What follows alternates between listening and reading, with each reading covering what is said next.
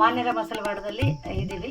ಮಾನ್ಯರ ಮಸಲವಾಡದಿಂದ 1 kilometre ಹೊರಗಡೆ ಇರ್ತಕ್ಕಂಥ ಹೊಲದಲ್ಲಿ ಏನು ಕೋಗ್ಲಿ ವೀರಪ್ಪ ಅವರ ಹೊಲ ಅಂತ ಹೇಳ್ತಾರೆ, 16 ರಿಂದ 18 ಎಕರೆ ಇದೆ ಅಂತ.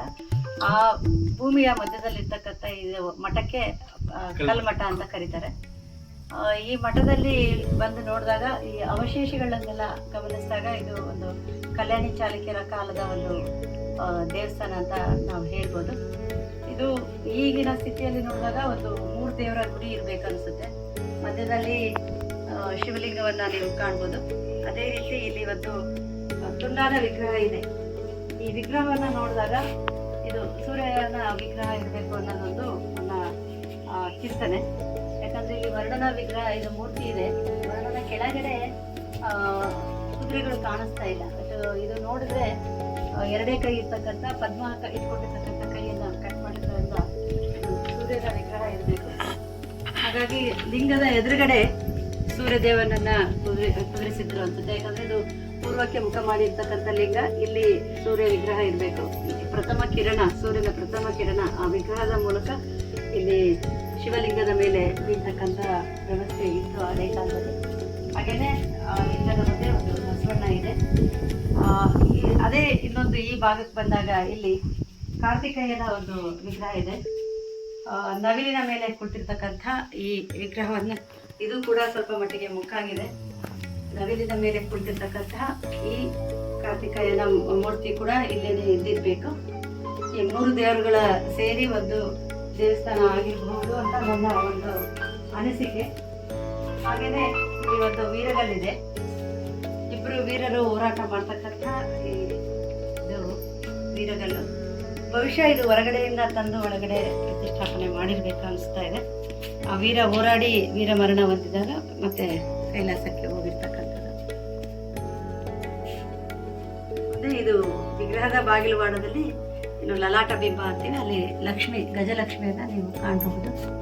ಹಾಗೆ ಈ ಇಡೀ ದೇವಸ್ಥಾನ ದಕ್ಷಿಣ ಮುಖ ಆಗಿರ್ತಕ್ಕಂಥದ್ದು. ದಕ್ಷಿಣದಿಂದ ಪ್ರವೇಶ ಮಾಡತಕ್ಕಂಥ ದೇವಾಲಯ ಇದೆ. ಹೊರಗಡೆ ಬಾಗಿಲಿದೆ, ಬಾಗಿಲುವಾಡಲು ಇದೆ. ಅದನ್ನ ಹೊರಗಡೆ ಹೋಗಿ ತಕೊಂಡ್ಬಂದ್ರೆ ಬಾಗಿಲುವಾಡಲು ಕಾಣಿಸುತ್ತೆ. ಇಲ್ಲಿಂದ ಪ್ರವೇಶ ಅನ್ಸುತ್ತೆ ದೇವಸ್ಥಾನ. ತುಂಬಾ ಇದು ಹಾಳಾದ ಪರಿಸ್ಥಿತಿಯಲ್ಲಿದೆ. ಇಲ್ಲಿನೇ ನಮಗೆ 2 ಬಹಳ ಅತ್ಯುತ್ತಮವಾಗಿರ್ತಕ್ಕಂಥ 2 ಶಾಸನಗಳು ಸಿಕ್ಕಿದೆ. ಈ ಶಾಸನವನ್ನ ಈಗ ನಾವು ಇದೆಲ್ಲ ಫೋಟೋಗ್ರಾಫ್ ಎಲ್ಲ ಮಾಡಿದ್ದೀವಿ. ಇದನ್ನ ಓದಿ ಇದು ಈ ಊರಿನ ಇತಿಹಾಸವನ್ನ ತಿಳ್ಕೊಳ್ಳೋಕ್ಕೆ ಸಹಾಯ ಆಗ್ಬೋದು. ಇಲ್ಲಿ ಮೇಲ್ಗಡೆ ಇರ್ತಕ್ಕಂತಹ ನಮ್ಮ ಗೊತ್ತಾಗುವಂಥದ್ದು, ಇದು ಯಾರಿಗೆ ವೈಷ್ಣವರಿಗೆ ಸಂಬಂಧಪಟ್ಟಿದ್ದು, ಶೈವರಿಗೆ ಸಂಬಂಧಪಟ್ಟಿದ್ದು, ಜೈನರಿಗೆ ಸಂಬಂಧಪಟ್ಟಿದ್ದು ಅನ್ನುವಂತಹ ಕುರು ಇರ್ತಕ್ಕಂಥ ಜಾಗವನ್ನು ತುಂಡರಿಸಲಾಗಿದೆ. ಆದರೆ ಇಲ್ಲೊಂದು ಹಸು ಕರು ಇದೆ. ಹಾಗಾಗಿ ಇದು ನಮ್ಮ ಹಿಂದೂ ಪ್ರಕಾರದಲ್ಲಿರ್ತಕ್ಕಂಥ ಶಾಸನ ಇರ್ಬೋದು. ಈ ಶಾಸನದ ಪಠ್ಯವನ್ನು ಓದಿದ ಮೇಲೆ ನಾವು ಮತ್ತೆ ಒಂದು ಯಾವ್ದಾದ್ರು ನಿರ್ಧಾರಕ್ಕೆ ಬರಬೇಕು. ಹಾಗೇನೆ ಇಲ್ಲಿ ಒಂದು ಮಲಗಿರ್ತಕ್ಕಂಥ ಒಂದು ಶಾಸನ ಇದೆ.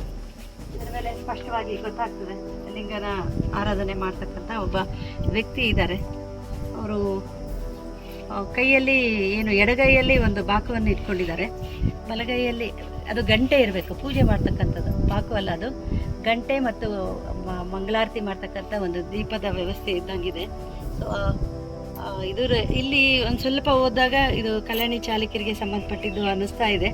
ಹಾಗೇನೆ ಇದರಲ್ಲಿ ವಿಜಯ ಪಾಂಡ್ಯ ಅಂತ ಬರ್ತಾ ಇದೆ. ವಿಜಯ ಪಾಂಡ್ಯ ಅಂತ ಬಂದಾಗ ಉಚ್ಚಂಗಿ ದುರ್ಗದ ವಿಜಯ ಪಾಂಡ್ಯ, ನೊಳಂಬವಾಡಿ 32,000 ಆಳ್ತಕ್ಕಂಥ ವಿಜಯ ಪಾಂಡ್ಯನ ಬಗ್ಗೆ ಬರ್ತಾ ಇದೆ.